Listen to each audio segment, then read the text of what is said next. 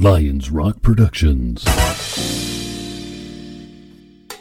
This is Jay This Moore. is Greg Proops. This is Jordan Harbinger. This is Dexter from The Offspring. This is Nathan This is East. Sebastian Younger. This is Rick Moranis. This is Stuart Copeland. This is Mick Gillette. This is Andy Summers. Hey, this is Skunk Baxter. This is Gabby Reese. This is Rob Bell. Hey, this is John Leon Guerrero. Hey, and this is Pete A. Turner. Hi, this is Rob Neyer, host of SABRCast with Rob Neyer, and you are listening to the Break It Down Show. And now, the Break It Down Show with John Leon Guerrero and Pete A. Turner.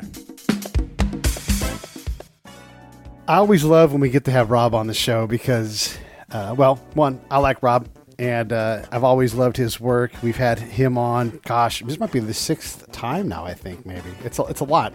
But I just love being able to talk baseball with someone who's an expert. You're also a commissioner, which is pretty cool, and you get baseball at a level that a lot of us don't get a chance to because you're always in that marketplace. So I suppose I'd like to start by asking you maybe 3 questions about baseball and your experiences therein. You may recognize this format. What's your first baseball memory? My very first baseball memory is, I don't know if this really counts. My first memory of something like baseball is playing in the backyard of my friends who lived right across the street from us in Fargo, North Dakota. So I would have been 6 or 7. Wow. And we played with a plastic bat and a tennis ball. And the idea was to hit the ball over the fence. So someone had to go into the next door neighbor's yard to retrieve it. Or maybe that was what we were trying not to do. I can't remember, but I just remember taking a whack at that tennis ball. My first memory of real baseball would be a year or 2 later when we lived in a little town called Buchanan, Michigan, just across the state line from South Bend, Indiana. And my best friend, Joel Proud, was a huge sports fan, like I was, but he had some history with the teams in that area, which I didn't. But I remember the White Sox being on the radio and listening to and hearing the names of Dick Allen and Wilbur Wood and probably Bill Melton. I never became a White Sox fan, but I have some vague memories of hearing those games on the radio. Wow. That's great. 2 memories for the price of 1 question. I love it. I bet you probably know the theme of the next question, but I'm going to put a slight spin on it. I'm going to go screwball on you. Your favorite player who is not U.S. native and isn't a native Spanish speaker. So, basically eliminating the Caribbean and all of the U.S. Who's your favorite player? Well, that narrows it down quite a bit. I mean, I feel like I'm probably going to forget somebody obvious, but for me, the easy answer is Ichiro. And I never, even though I had season tickets, I never became a real Mariners fan. But Ichiro was so easy to love because he was so unique. There's never been anybody else quite like him, and I mean, I suppose at this point in my life and his, what I appreciate most about him was not that he was a great player, which he was for most of his career, or at least much of it, but that he so completely embraced the history of the game, which so few players do. It's so rare for a player to have any interest in the history and go to the Hall of Fame, as he's done, I believe, many times. It's just a phenomenal thing. And so I can relate to him, or I can admire him in 2 ways. We share that thing, that passion for history.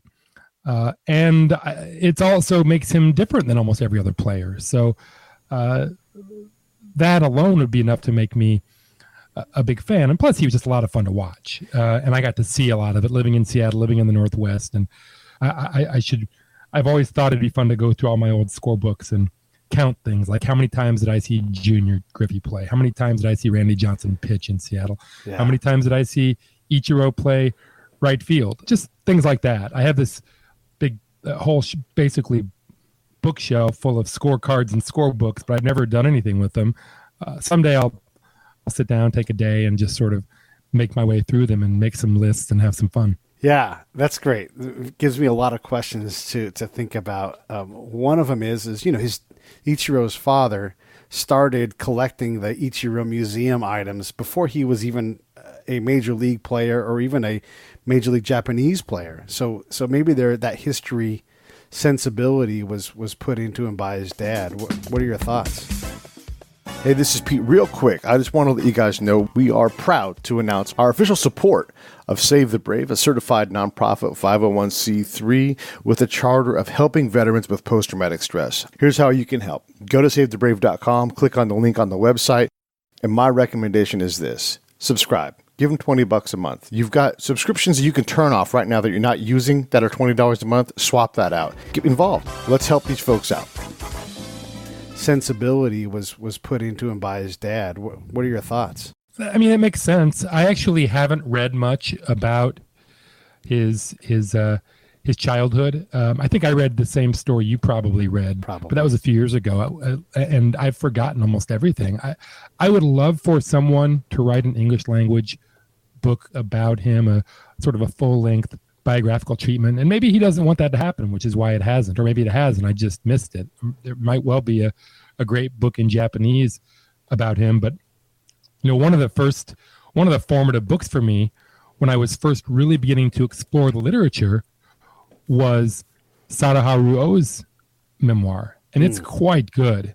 And I think that Ichiro, for an American fan, is the only real analog for O, in the sense that we've got a hitter here who played forever and compiled these incredible lifetime totals that everyone knows about. I mean,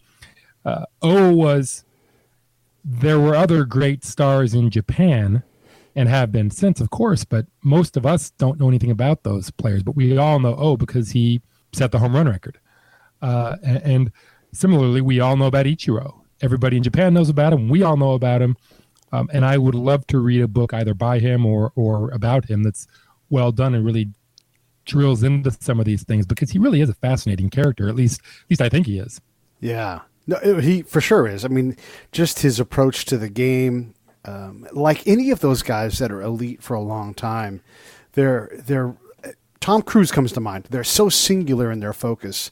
It's not about being determined or being resilient to everything. They just are, the program that they run to keep themselves in peak physical fitness, to constantly improve what they're doing or maintain what they've got.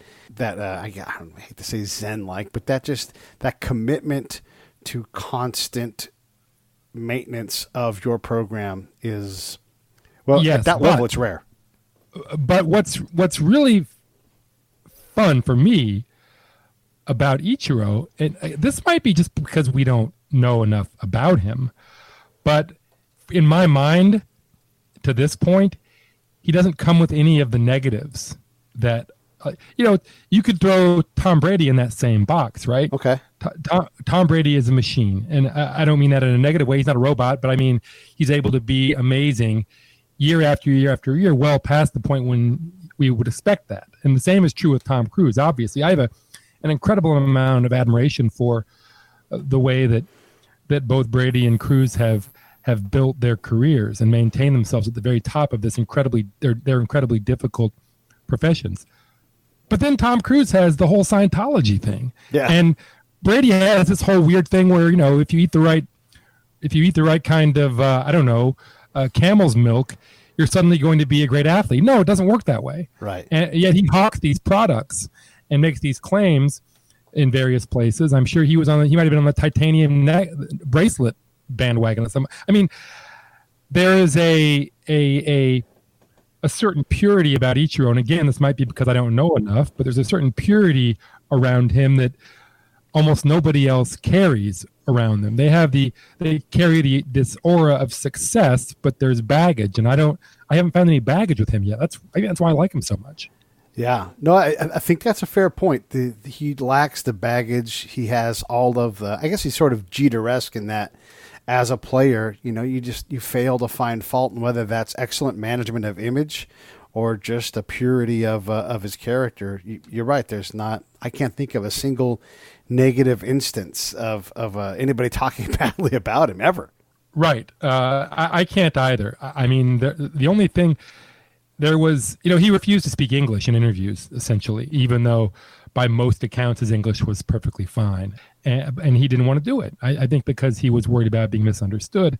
And there were some stories about his personality behind closed doors that were at odds with his public image, perhaps, but they weren't really negative. It wasn't like he was running around and dropping his penis on guys' faces, which you've heard about other players. Right. Yeah. There wasn't anything really ugly about it. So I'm able to sort of maintain that image of him in my mind as someone who was essentially a good-hearted, good-natured person who also accomplished all these incredible things.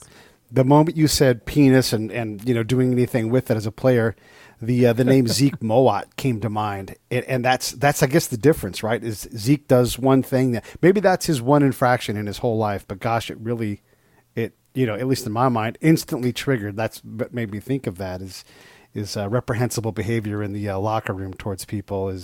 I don't know that story. It's not worth repeating.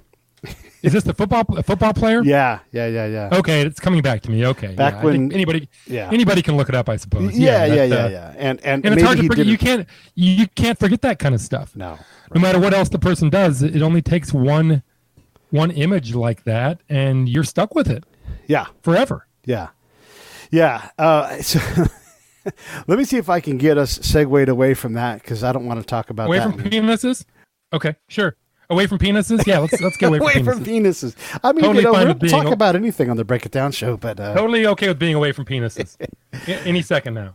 Is there a player that comes to mind currently who is better than replacement level, who has kind of that Ichiro non-traditional approach to hitting or pit, like Hideo, not to use another Japanese player, but he's the first one that came to mind. Hideo Nomo's windup was definitely atypical. Is there someone out there who approaches the game at a high level and differently that jumps out? I will say no, but only because I am not as in touch with the game, and especially the visual part of the game, as I was 2 or 3 or 4 years ago. There's sort of been two things have happened in my life that have taken me away from the visual part of things and that having that awareness. One was the birth of my daughter 4.5 years ago, which left me with many fewer hours to just sit and watch a baseball game on TV. And the other was becoming commissioner of the West Coast League 2 summers ago. And that has basically kept me for the same thing. It occupies most of my baseball attention for 3 months every season, all of June and July and half of August. So I still follow the game fairly closely. I obviously am on Twitter way too much, as anyone who follows me on Twitter knows. Not proud of that. And I listen to baseball games almost every single night on my At-Bat app on my phone, but I almost never watch the game. So when you ask me who does something differently, I'm hard pressed. If I thought about it a while, I could come up with somebody. The player that I admire, having said all that, in these days is Sean Doolittle, because of all the things he does off the field, and his willingness to be open about his interest in labor issues, and not just millionaire baseball players issues. His interest in animal rights, his interest in bookstores, for gosh sakes. I mean, this season, every road trip, as I recall, every time he went to a new city, he visited a new bookstore. Yeah. Which, I mean, this is what I would do if I was him. It's exactly what I would do. So, and I've had the pleasure of talking to Sean. I interviewed him for my last book, and he was great, but a very likable guy. And it's been wonderful to sort of follow his off the field stuff. I think he's having a pretty year. I don't even pay much attention to his stats because I don't really care how well he's pitching. I just want him to be happy and pitching in the major leagues for as long as he wants to do that. And I look forward to seeing what he makes of his life. I mean, he's in a position as a baseball player and a pretty well-paid baseball player to make a real difference in the world. And I think he will.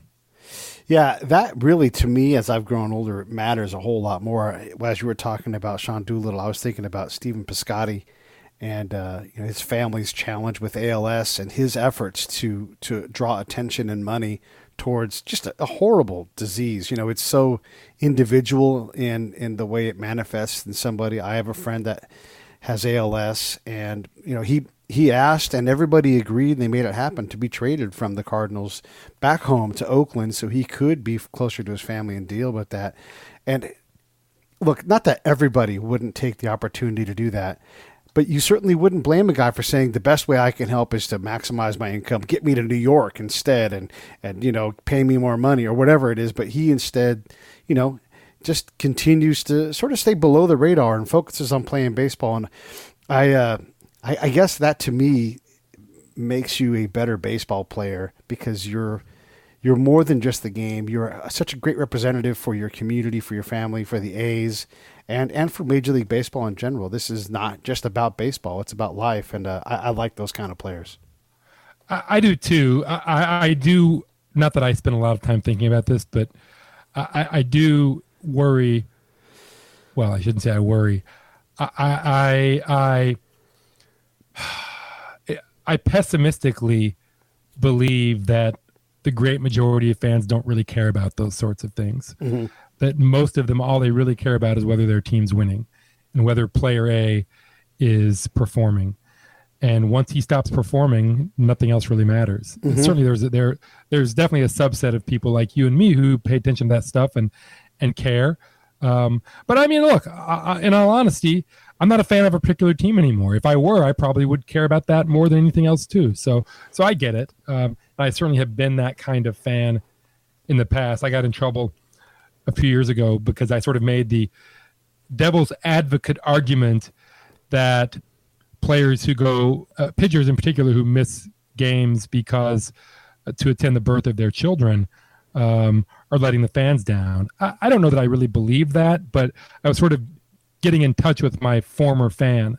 Now, of course, it's just something that everybody does. But there was a time, not that long ago, when nobody left their team to be at their children's birth. Right. Nobody. It just didn't happen. Right. And then there was a stretch of years.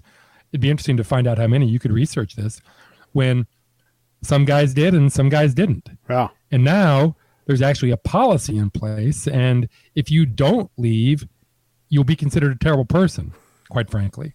My objection to that is we should allow everyone to make their own choice. And if a player, and presumably his wife, decide that for whatever reason he should stay with the team and make that start, let's not give him any grief. That's their decision. It's not yours. Yeah. But we've reached a point in that particular tiny part of our culture where you're now players are expected to leave the team for 2 or 3 days and be with their spouse, which there's really nothing wrong with that. It's just not what I grew up with. And so I've sort of had to make that adjustment. And now it's just seen as it's just something that happens in baseball. And if it's best for the people involved, I'm all for it. Given your family situation and your job as a commissioner, I guess this third question, which I'm positive you know which question's coming, just for my friends who are listening in the audience, I'm taking and reapplying Rob's own SABRcast model for his open of his show, 3 questions with his guests, and giving it to him. So what's your favorite way today to enjoy a baseball game? Well, I sort of already gave it away. Right. It's funny because I ask that question basically every week, as you pointed out. I've done 24 podcasts. Well, 24th comes out soon. I'm not sure when you're going to drop this one, but we're up to 24 basically. And I've asked that question in almost every podcast. There's a couple that were sort of special episodes, but otherwise, yes. And the answer generally are the same answer that I give when somebody asks, which is, really, I still love to go to the ballpark, although now I love I actually prefer going to a West Coast League game because it's cheaper. Everything's cheaper about it. I can relax a little more. And the other thing, I love the At-Bat app. I just absolutely love flipping back and forth between games.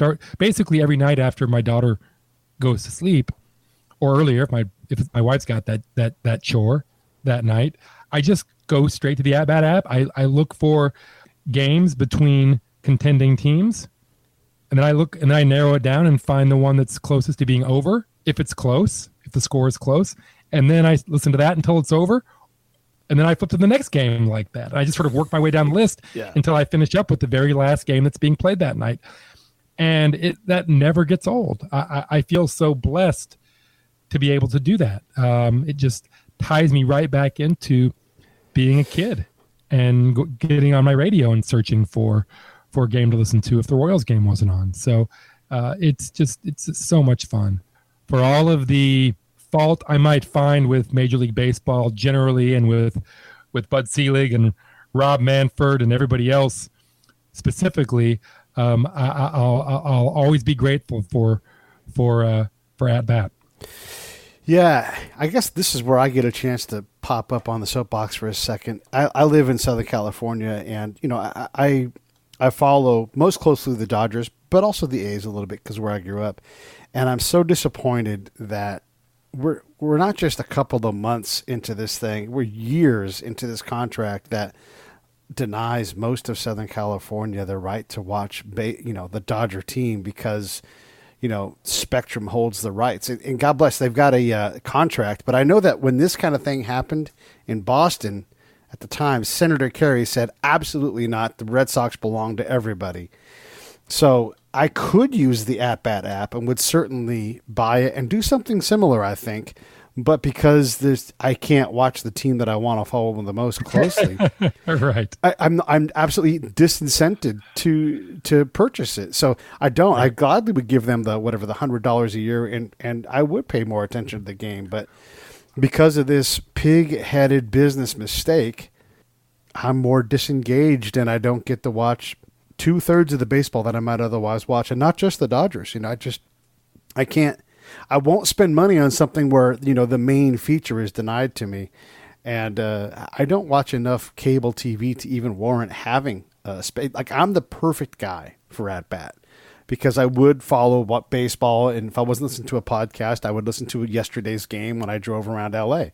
But I can't because... So I thought that the At-Bat app was just the audio. I thought that the video was a whole different product. I could be wrong about that. That could be true, but as far as I understand, I can't even. I've tried to listen online to the radio version, and hear Charlie Steiner call the game, and I can't seem to get it. So maybe the At-Bat radio version, and I know like the next day the game is available, but come on, that's Well, I think that the app that I use, the At-Bat app I use, I have access to every single game home and away broadcasts, regardless of what market I'm in. So anyway. If you just don't want to give your money to MLB, I completely get it. But if you just want to listen to the game, I think that option should be available to you. Maybe I'm wrong. I don't know. I mean, even when the games are broadcast in certain fashions, like if it's a game on a certain channel, it still won't be like it'll get blacked out. So it's really restrictive. Either way, it sucks. I wish baseball would fix it, and maybe we can get Diane. No, the blackout rules are a travesty. Yeah. I think you can indict literally every single major league owner for a crime against their fans with their blackout policy, because the amount of revenue they're generating, extra revenue because their blackout policy has to be tiny relative to everything else. Yeah. So it's hard to understand how they can possibly justify doing that to their fans. Hey, look. Just between me and you, not a big fan of billionaire capitalists for a lot of reasons. And here's another example. I mean, I would just ask someone to defend this policy to me. I don't think you can do it other than naked, pure, the pure principle of unchecked greed. I can't see any other explanation for it. Yeah. Am I wrong? You're not a communist or anything. You tell me. No, I think it's I don't. think that these policies, $15 beers, any of these things are measured in a way that you can reliably say it generates more revenue. I think you could make a pretty strong argument that it generates less, especially with attendance numbers not booming. And we'll say that. I know a lot of people that would otherwise go to baseball games, at least 1 or 2 a year, that don't go because, we talked about this last time, it's become, the cost of a major league game has become so problematic that people don't want to get fleeced for $40 parking and $15 beers. And, just all of that experience has really, I think they've reached the maximum of what's possible. And maybe we'll, the crazy baseball fans who don't care about how much money they spend and have those means will continue to do what they do. But I know they get a whole lot less of my money now because of the greed to me is apparent.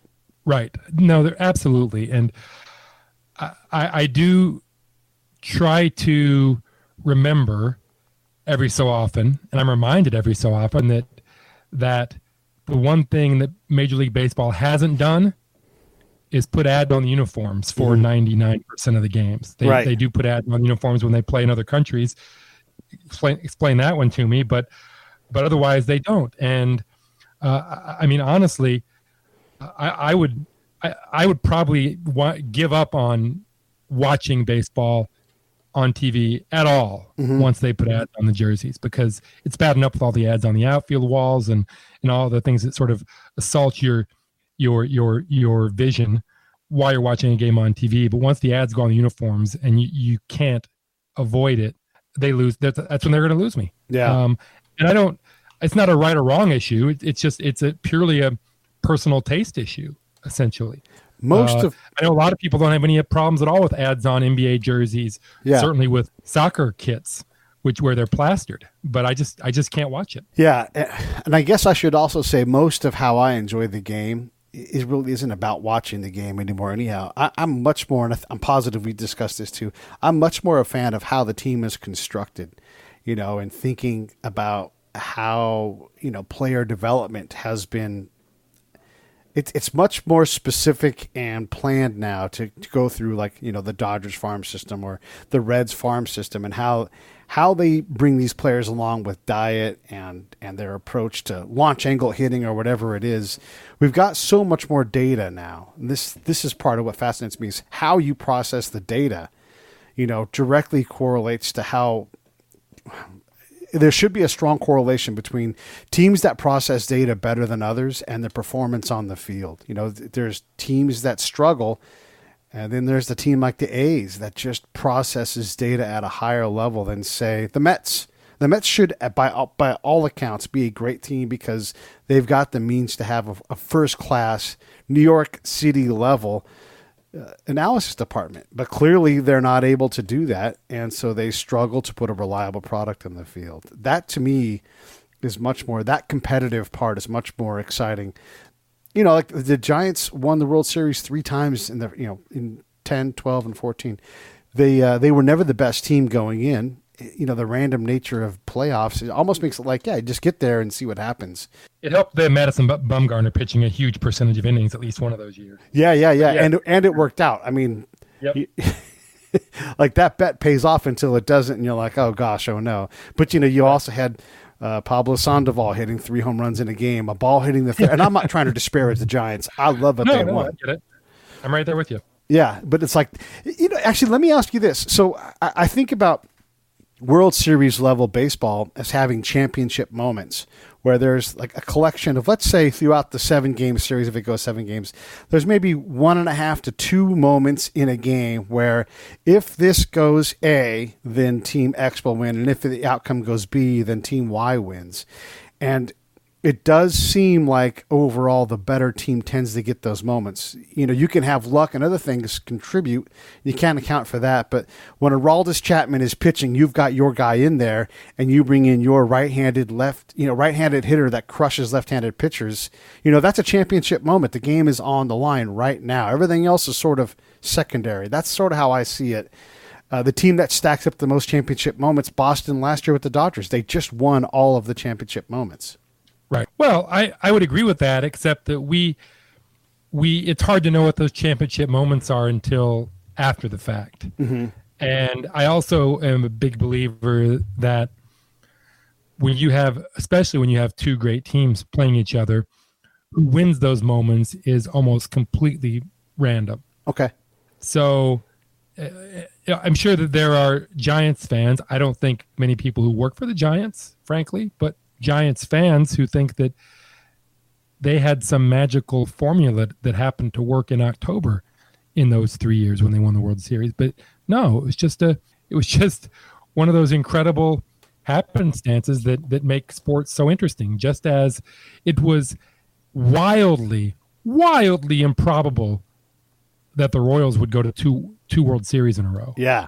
I mean, one of the things that I would wish I were smart enough to do is come up with a list of the 50 most unlikely things that have ever happened in baseball history. Bobo Holliman pitching a no-hitter, the Royals going to 2 straight World Series, the Giants winning 3 in 5 years after not winning over the course of whatever it is, 50 some years. I love stuff like that. For some people, when you say that something was unlikely, you don't want to use the word random. People get upset about that word, but unlikely, when you say something's unlikely, people think you're demeaning an accomplishment. But that's not really the point. I think that we should celebrate unlikeliness, because if all that happened were the likely things, yeah, why bother watching? If we know it, I wouldn't watch a game if I knew what was going to happen. I never watch sporting events that I've recorded and know how it ends. It doesn't interest me. Once someone tells me how a game ends, I don't watch it. I stop watching.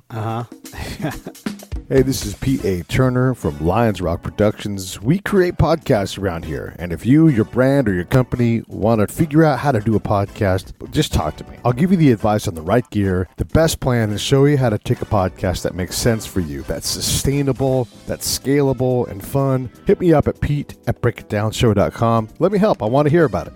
Once someone tells me how a game ends, I don't watch it. I stop watching. Improbable moment to add to the list. Jeff Treadway, who never had a multi-home run game except for one time when he hit 3 in one game. Jeff Treadway. I did not know Jeff Treadway hit 3 in one game. Yeah. And Mark Lemke being a hitting star for a week or two. Remember that? Yeah, absolutely. Mike Sosa hitting 362 8 weeks into the season. Like, how did he do that? There's all sorts of great stuff like that, and that's why it's fun. Yeah, absolutely. Everybody has their thing, right? Like, this is the first time someone ever has done anything in the last 100 years. Like, Lorenzen, the guy from the Reds, he hit a home run and played center field, and pitched in the same game. First guy since Babe Ruth to do that. So and got the win, right? And got the win. Yeah, absolutely. A while back, the major leagues had an issue with urban black kids coming in and playing the game. And Torrey Hunter said, my son is going to be the last black player from the U.S. to ever play. Something has changed. That doesn't appear to be true. And that's probably a hyperbolic statement just from the start. But do you have a sense, has Major League Baseball's effort to invest in the inner city and baseball, has that worked? I mean, because sometimes big organizations go for big solutions and they don't reliably come through a lot. Well, I think that the effort was, and I'm not an expert, I have done some research. I wrote about it a little bit in my book. For many years, the only real effort, at least publicly, was the RBI program. And what I wrote in my book was that if you actually look at how much money MLB spent on that, there's no way they could have been accomplishing much. My opinion was, and still is, that RBI was basically public relations. And that anyone who knew anything about it realized they weren't spending enough money to make a real dent in the numbers. Now, we can argue all day whether it's even something they should be doing. Look, if a kid in New York City wants to play basketball instead of baseball, who are we to tell him he's wrong? Yeah. But I think that I think it's an effort worth making, if only for PR reasons. Sometimes when you're running businesses, you have to think about that kind of stuff. That's part of it. That's part of the business, is maintaining good public relations. So I think it made sense for MLB to engage with that question. I don't think it was practically designed to actually change anything. Having said all that, they seem to have gotten the message. Yeah. And I think this is a Rob Manfred deserves some credit for this.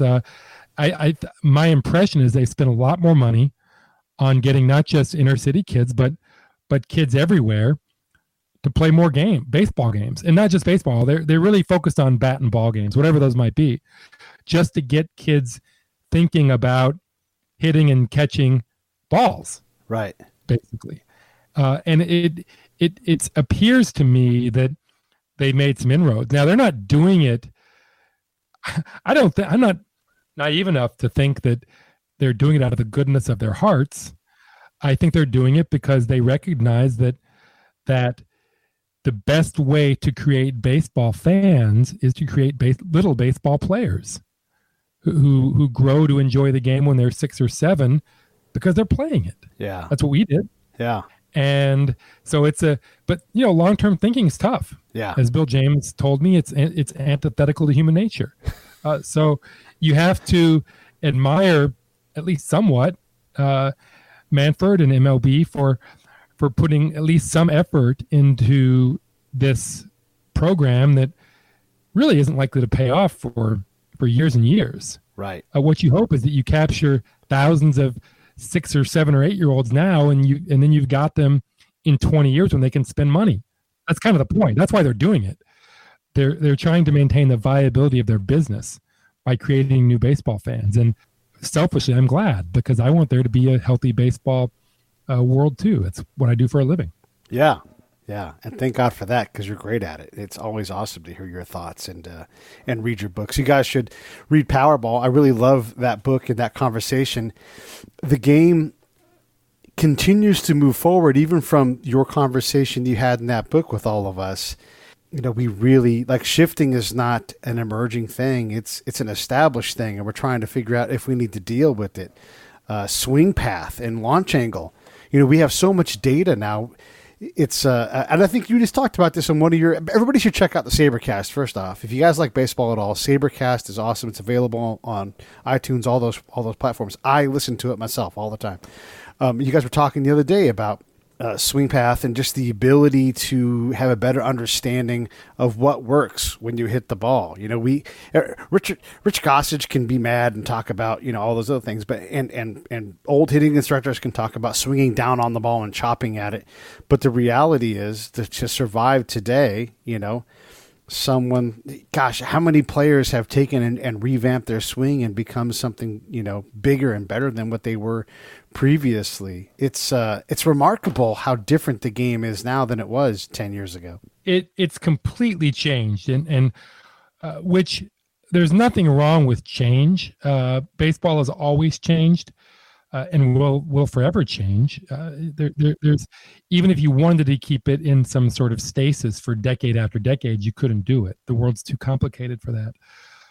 What my only complaint, really, my fundamental complaint, is that the change doesn't seem directed at this point. It seems that baseball is just letting things happen with no real plan for how things should be. I don't think ultimately that works. Or even if it does, it's certainly unprecedented, because in the past, baseball has always done things when they saw the game changing, and naturally, organically, they would say, wow, this is kind of scary. Maybe we should think about what's happening here and see if we can guide the game to maybe a more generally balanced, not always, but generally more balanced place. And right now it's not happening. At least it's not happening in a meaningful way.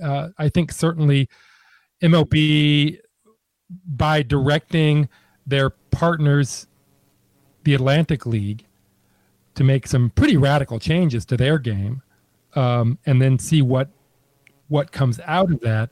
Baseball is taking the very first steps toward directing change and ideally creating a more entertaining sport. But boy, it sure is taking a long time. We saw these things coming 2, 3, 4, years ago, at least. Smart people saw it a long time ago. I didn't.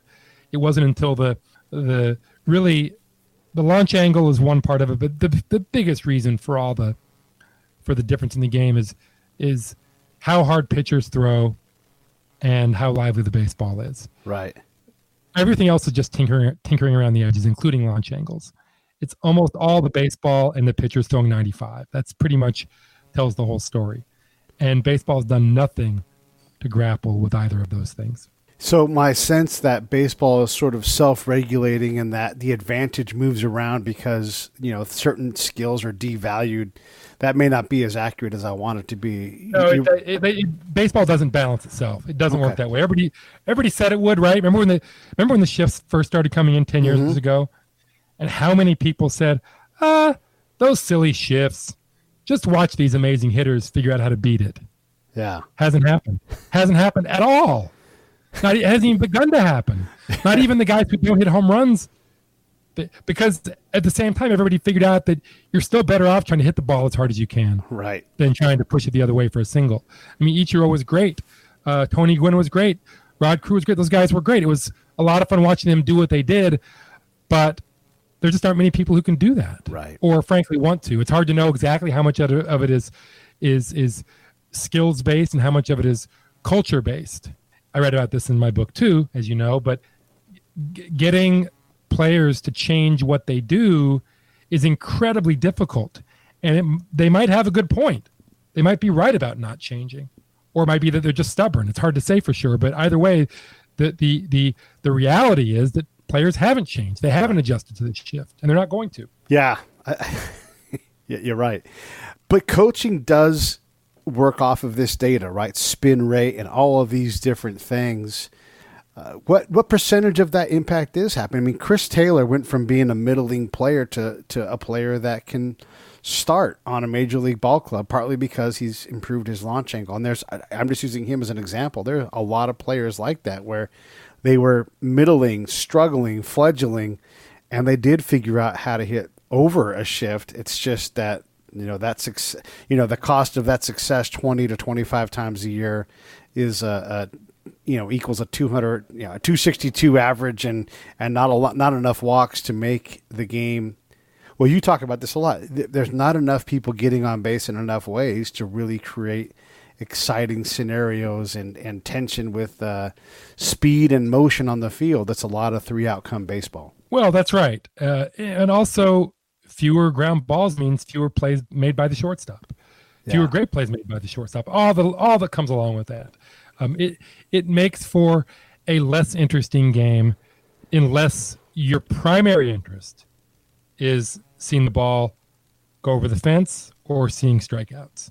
And there are fans who love that kind of stuff. Don't get me wrong. I remember having a conversation with Gabe Kapler when we were colleagues at Fox Sports, and he said he loved it. He loved the 2 outcomes, strikeouts and homers. He lived for that, essentially that duel, which has a grand tradition in Japan.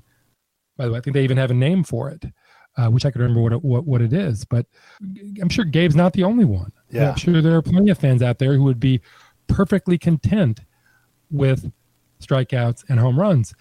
Having said that, that's not how baseball became the national pastime. Right. It just isn't. I mean, you can say that you like that part of the game, and I'm not going to say that you're wrong because everyone has their own taste, but historically speaking, the game that people grew to love was one that included all sorts of different things happening on the field. And look, there was a time when there were almost no home runs.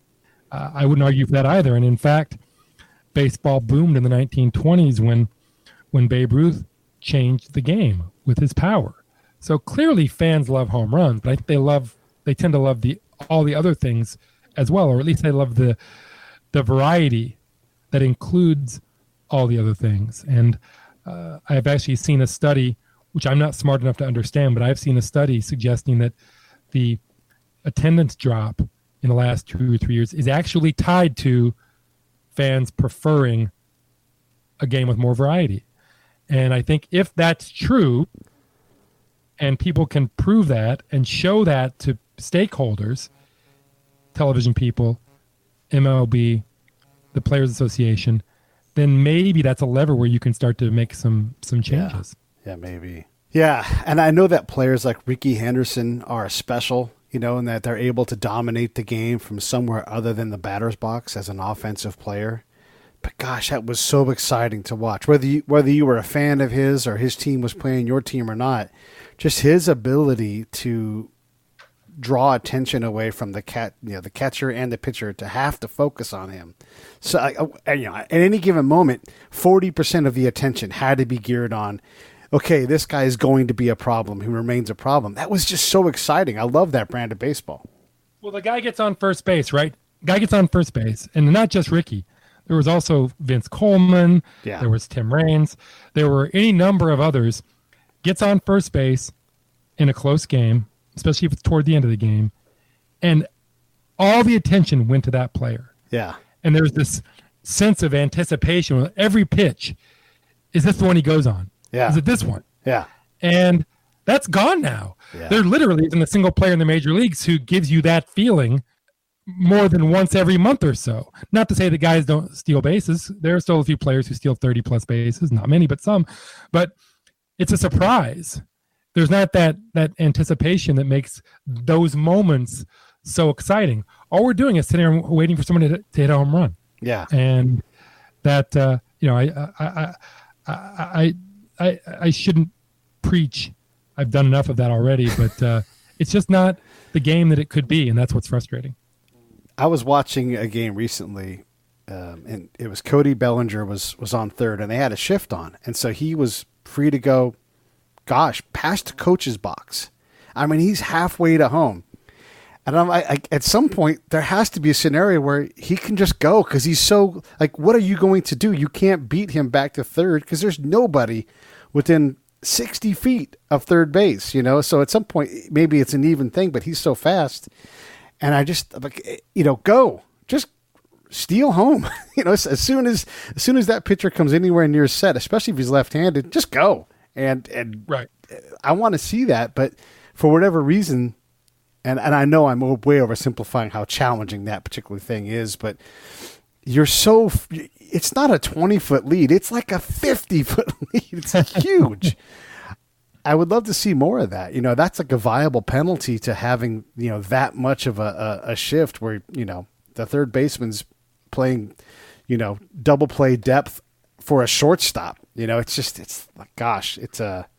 I don't know. Something will have to change at some point. Maybe Major League Baseball, changes the balk rule and puts in a more restrictive windup, to allow. Well, more they've done that in the Atlantic League this season. I was going to ask about that. Yeah, literally has to step off the rubber before making a move to first base or second.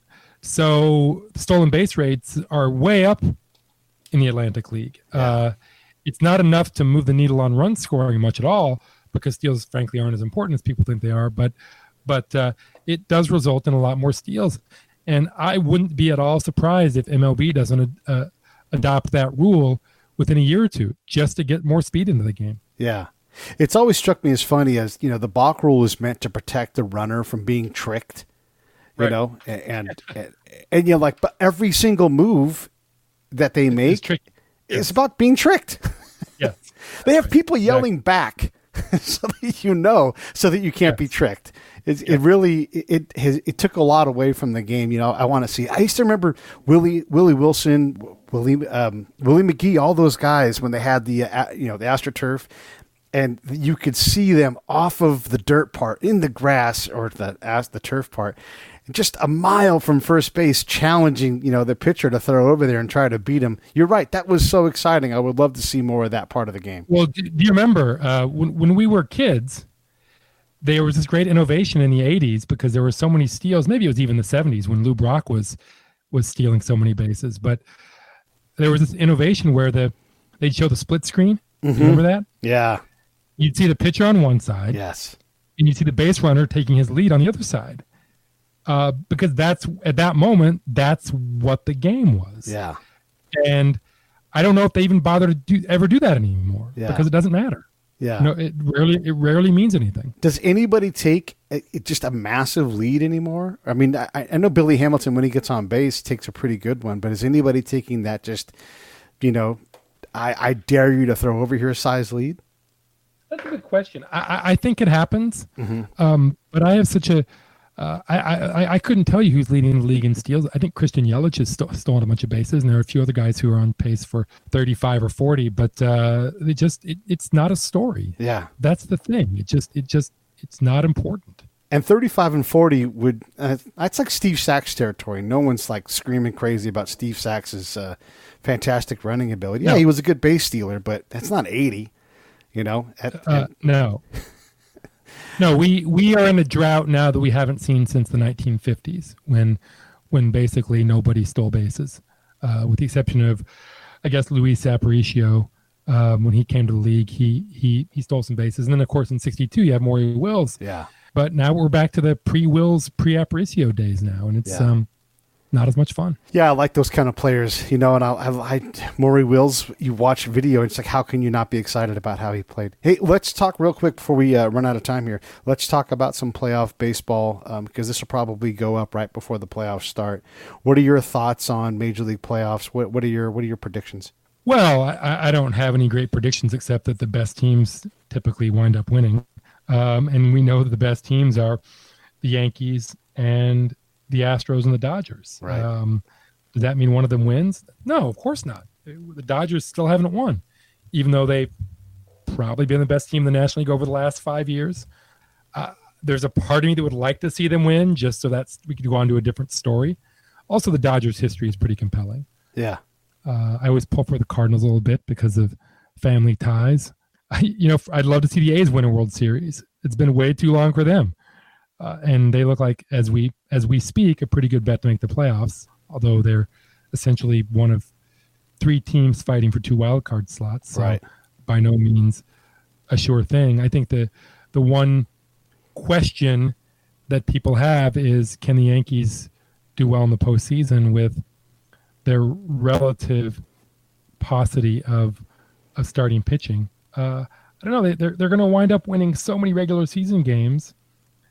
I don't know that postseason baseball is that much different than the regular season. But you look at their potential rotation, and you think about them having to face the Twins, who had a gazillion home runs this season, and the Astros, who are just outstanding as usual. And you have to be a little skeptical about the Yankees, but they can also bludgeon people into submission if they're reasonably healthy. So, nothing really stands out. I don't think there's any true favorite except for maybe the Astros, because obviously with their top 3 starters, you're looking at potential shutout every game, and nobody else can really say that.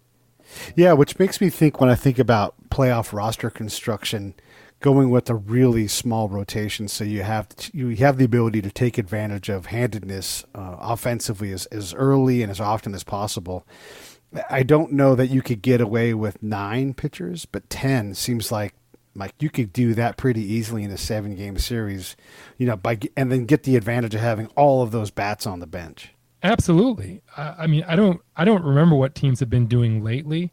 I feel like every year they have more pitchers on their postseason roster than makes sense to me. Right. They always seem to have 1 or 2 guys who they're not going to use this unless they're in a blowout. And if you're in a blowout, why not just use a position player? I mean, if you're down 10-2 in the 7th, I know nobody does it. I can't remember the last time a position player was used as a pitcher in the postseason, but why not? Why is it different? I don't get it. It almost happened in that super long extra inning Red Sox Dodger game. That was going to come. And then you wonder what happens if that game had gone any longer, they would have run out of all of the players and had to do something unprecedented, but ultimately it was decided. I guess for the record, I will say that, I don't see many scenarios where you don't see the Dodgers against either the Yankees or the Astros, except for the baseball gods don't oblige those kind of predictions. So I will. That's right.